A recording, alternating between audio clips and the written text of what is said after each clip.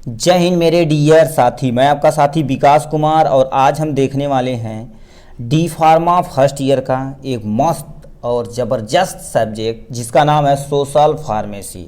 ठीक है, तो सोशल फार्मेसी में आज हम देखने वाले हैं क्या क्या चीज़ें। देखिए इसमें हम आज देखने वाले हैं, ठीक भाई कहाँ तू आ रहा है, ठीक डी फार्मा में। अब देखो सोशल फार्मेसी में क्या क्या चीज़ें हमें पढ़नी है। हमें आज देखेंगे क्या हो गया सिलेबस इंट्रोडक्शन। सिलेबस इंट्रोडक्शन को हम डिटेल में देखेंगे कि मतलब सोशल फार्मेसी में कितने ऐसे चैप्टर हैं, उस चैप्टर के अंदर क्या क्या टॉपिक हमें पढ़ना है। ठीक, ये मज़ेदार सब्जेक्ट है। ठीक है, पढ़ेंगे तो बहुत मज़े के साथ आता है। ठीक, और बढ़िया नंबर भी इसमें मिलता है। ठीक है, जैसे यहाँ पर सिलेबस इंट्रोडक्शन, इन सब में क्या क्या चीज़ें पढ़ना है। ठीक, तो ये सबको हम डिटेल में देखने वाले हैं। ठीक, चलिए हम अपने सब्जेक्ट की तरफ रुख करते हैं जिसकी तरफ हम अपने चलने का काम करते हैं। ठीक है, तो ये आपके सामने है सोशल फार्मेसी। ठीक है, ये सोशल फार्मेसी है। थ्योरी की बात की जाए तो हम थ्योरी वाला पोर्शन को डिटेल में देखेंगे, क्योंकि हर एक कॉलेज में प्रैक्टिकल की बात की जाए तो हर एक कॉलेज में क्या होती है, अलग अलग अपना वो प्रैक्टिकल कराते हैं। कॉलेज अपना खुद डिसाइड करता है कि किस तरह से हमें काम करना। थ्योरी हमको टोटल 75 घंटे के अंदर क्या कर देना, कवर करना है। ठीक है, अब डिपेंड करता कॉलेज पे दोबारा ये कितने घंटे में वो कवर कराते हैं। ठीक, मोस्ट ऑफ द कॉलेज में क्लासेस ही नहीं वगैरह चलती हैं। ठीक, मगर अपना भाई ये सब कुछ एकदम ईजी फॉर्म में बनाएगा। तो यहाँ आपका दे रखा है चैप्टर का नाम, यहाँ से टॉपिक, यहाँ से आवर, मतलब कितने घंटे में आपको ये टॉपिक ख़त्म करना। ठीक, तो सबसे पहला दे रखा है यहाँ इंट्रोडक्शन ऑफ सोशल फार्मेसी, मतलब सोशल फार्मेसी का इंट्रोडक्शन। इसी किसी सब्जेक्ट में इंटर करने से पहले उसकी जानकारी यदि हो जाए तो हम आराम से सब कुछ कर सकते हैं। तो इसमें हम क्या देखेंगे, डिफिनेशन देखेंगे, स्कोप देखेंगे, social pharmacy as a discipline, और इसका स्कोप वगैरह सारा चीज़ हम डिटेल में देखने वाले हैं। और role of pharmacist in public health, मतलब हम सब जो फार्मासिस्ट कर रहे हैं पब्लिक हेल्थ में हमारा क्या रोल है उसे भी इसमें देखना पड़ेगा। ठीक है, अब देखिए कौन यहाँ लिखा concept of the health. Health का कॉन्सेप्ट जैसे WHO, उसकी डिफिनेशन हेल्थ की, वेरियस टाइप ऑफ डायमेंशन होता है, डिटर्मिनेशन होता है, हेल्थ इंडिकेटर होता है, ये सबको आपको डिटेल में देखना पड़ेगा। ठीक, तो नेक्स्ट पे आते हैं नेशनल हेल्थ पॉलिसी। ये सबसे मोस्ट इम्पोर्टेंट टॉपिक होने वाला है, क्योंकि ये हर साल पूछे जाने वाले क्वेश्चनों में से एक क्वेश्चन है। ठीक है, तो यहाँ से अब उसके बाद नीचे जाएंगे तो लिखा है private and public, sorry private और public health system in India, और हमारा नेशनल हेल्थ मिशन जिसे हम क्या बोलते हैं, नेशनल, यानी शॉर्ट में क्या बोलते हैं, यानी HM बोलते हैं। ठीक है, इसे भी हमें क्या करना पड़ेगा, देखना पड़ेगा। ठीक है, उसके बाद लास्ट में दे रखा introduction of millennium development. Millennium development होता क्या है, 8 टोटल होते हैं, उसे हमें पढ़ना पड़ेगा, और इसके गोल पढ़ना पड़ेगा, गोल, सस्टेनेबल डेवलपमेंट और IPP या 5P। ठीक है, ये सबको हमें डिटेल में देखना पड़ेगा चैप्टर नंबर 1 के अंतर्गत। चैप्टर नंबर 2 की बात की जाए तो चैप्टर नंबर 2 में इन सबको पढ़ना पड़ेगा। डेमोग्राफी क्या होती है, मतलब पॉपुलेशन के बारे में आपको बताना है। ठीक, फैमिली प्लानिंग क्या होती है, ये फैमिली प्लानिंग भी हर साल पूछे जाने वाला क्वेश्चनों में से एक है भाई। ठीक, इसे आप एकदम से ध्यान से सुनिएगा। और लिखा है मदर एंड चाइल्ड हेल्थ के बारे में आपको डिटेल में पढ़ना पड़ेगा। इंपॉर्टेंट ऑफ ब्रेस्ट फीडिंग, मतलब जो स्तनपान होता है बच्चों के लिए वो क्यों ज़रूरी है। Ill effect of the infant substitute in bottle feeding, मान लेते हैं आप क्या होगा नहीं पिलाते हैं तो यदि बॉटल का यूज करते हैं लेडीज़ वगैरह, तो उसमें सारी चीज़ें क्या परेशानियाँ हो सकती, इससे भी हम देखेंगे। यानी मदर पे क्या इफेक्ट पड़ेगा और बेबी पे क्या इफेक्ट पड़ेगा, इस सब के। यानी लिखा क्या ओवरव्यू ऑफ वैक्सीन, वैक्सीन क्या होता है इसका ओवरव्यू होता पूरा में देखना पड़ेगा। Type of immunity and immunization को हमें डिटेल में देखना पड़ेगा। ठीक है, तो यहाँ से आते हैं हम नेक्स्ट चैप्टर, यहाँ पर नेक्स्ट पे आ जाते हैं। लिखा effect of environmental on health, हमें यानी वाटर पॉल्यूशन, ये सब तो आप पढ़े होंगे, वाटर पॉल्यूशन, नॉइज पॉल्यूशन, यहाँ पर देखिए ये सब पॉल्यूशन वाले चीज़ें हैं। अब यदि पॉल्यूशन होगा तो हमें कौन सी डिजीज काजेज करेगा, इन सब के बारे में हमें देखना पड़ेगा। साइकोलॉजिकल फार्मेसी क्या होती है, ड्रग्स का मिसयूज और एब्यूज। जैसे अब देखिए कोडी स्टार वगैरह आता है ना, कोडी स्टार तो उसमें एल्कोहल है, तो लोगों को एल्कोहल नहीं मिलता तो कोडी स्टार का यूज कर दे, तो उस तुम्हारा सॉल्व मिस यूज है। ठीक है, वो दवा का मिस यूज कर रहे हैं। ठीक है, एब्यूज वगैरह सारा चीज़ें कर रहे हैं। ठीक, एल्कोहल के रूप में, तंबाकू के रूप में, ये सब की चीज़ें कि हमें इसमें पढ़ना पड़ेगा। ठीक, चैप्टर नंबर 3 की तरफ रुक करेंगे तो यहाँ से आपका लिख दिया क्या, न्यूट्रिशन इन हेल्थ के बारे में। ठीक, तो बेसिक न्यूट्रिशन, माइक्रो न्यूट्रिशन, यानी मैक्रो और माइक्रो। माइक्रो न्यूट्रिशन ऐसा न्यूट्रिशन जिसका हमें लार्ज क्वांटिटी में रिक्वायरमेंट होती है। माइक्रो न्यूट्रिशन ऐसी न्यूट्रिशन जो हमें लेस अमाउंट में रिक्वायरमेंट होती है। ठीक, फाइबर्स का यूज क्या होता है हमारे डाइट में, इसको हमें देखना पड़ेगा।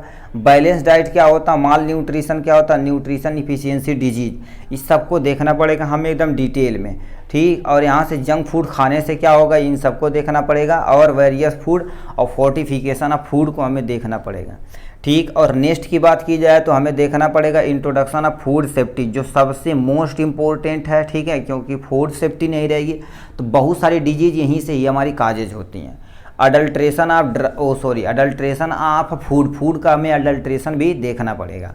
ठीक, आर्टिफिशियल राइपिंग, जैसे अब से मैं देखिए केला वगैरह आ जाता तो इसी में पका दिया जाता, तो आर्टिफिशियल वो राइपिंग की जाती, उसमें एथिलीन का प्रयोग किया जाता है। ऐसे बहुत सारी मेडिसिन होती है जिसका यूज किया जाता है। ठीक, पेस्टिसाइड का यूज करने से क्या फ़ायदा क्या नुकसान, ये सबको हमें देखना पड़ेगा। यानी डाइटरी सप्लीमेंट क्या होता है, न्यूट्रास्यूटिकल क्या होता है, फूड यानी सप्लीमेंट क्या होता है, और हमारे पास इंडिकेशन बेनिफिट और ड्रग्स फूड इंटरेक्शन के बारे में हमें देखना पड़ेगा पूरा डिटेल में। चैप्टर नंबर 4 यानी कि इसके बाद 4th की बात की जाए जो सबसे मोस्ट इम्पोर्टेंट, टोटल 28 घंटा, आप सोच लो 28 घंटा अकेले ही इसे पढ़ना पड़ेगा डिजीज वाले केसन में।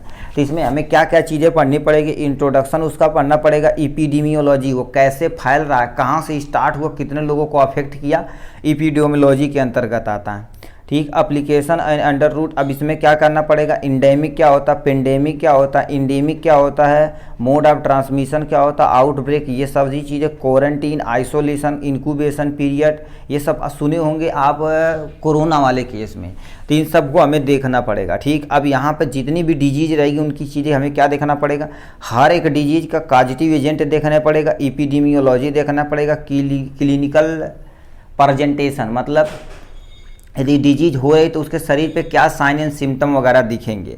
ठीक, तो ये सबको हमें डिटेल में देखना पड़ेगा।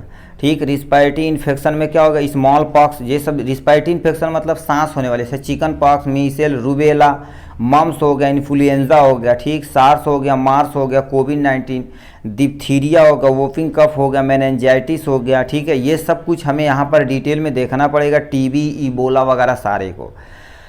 फिर यहाँ से आपका इंटेस्टाइनल इन्फेक्शन जैसे पोलियोमिलाइटिस हो गया, वायरल हेपेटाइटिस हो गया, और यहाँ से कॉलरा हो गया, यहाँ पर डायरियल डिजीज हो गया, टाइफाइड अमीबियासिस हो गया, इंटेस्टाइन वगैरह, फूड पॉइजनिंग को हमें सब कुछ डिटेल में देखना पड़ेगा।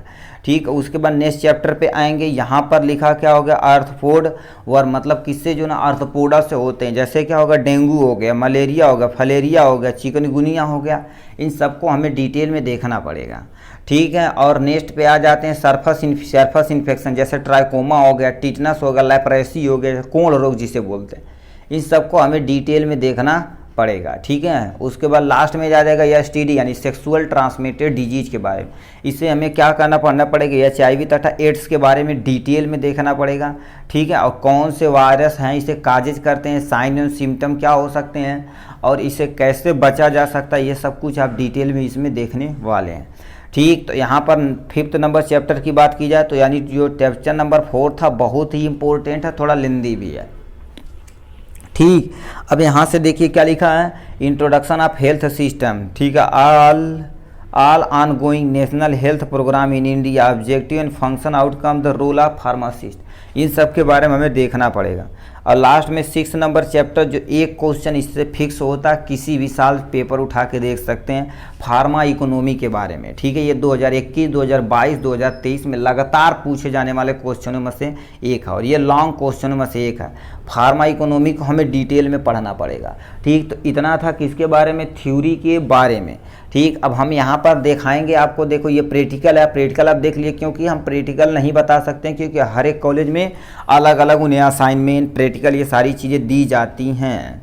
ठीक है, तो यहाँ से आप प्रैक्टिकल यहाँ से देख सकते हैं, national immunization health schedule for child हो गया, एडल्ट हो गया, वैक्सीन, ये सब यहाँ से देख सकते हैं भाई। ठीक है,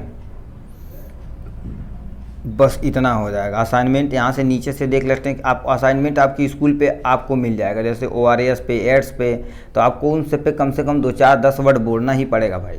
ठीक है, ये सारी चीज़ें इसमें जानकारी आपको मिल चुकी है। ठीक, तो मतलब हमने थ्योरी को क्या कर दिया, डिटेल में देख लिया यहाँ से सारी चीज़ें। ठीक। तो चलिए अब हम इसी का क्या करेंगे, सिलेबस स्टार्ट करेंगे। हम फार्माकोग्नोसी का सिलेबस स्टार्ट कर दिए हैं 2023 और 2024 के लिए। 2022 और 23 का एक बैच हम पढ़ा चुके हैं, वहाँ पर सारा वीडियो अपलोड हो चुका। ठीक, इसमें हम क्या करेंगे 23 और 24 नए सिरे के नए उत्साह के साथ और नए जोश के साथ आपको पढ़ाना स्टार्ट करेंगे, उसी आप उम्मीद के साथ। ठीक है, उसी उम्मीद के साथ एक नए उत्साह के साथ पढ़िएगा। ठीक, चलिए आज के लिए बस इतना ही, फिर मिलेंगे नेक्स्ट वीडियो में नेक्स्ट टॉपिक के साथ। तब तक के लिए bye bye and take care.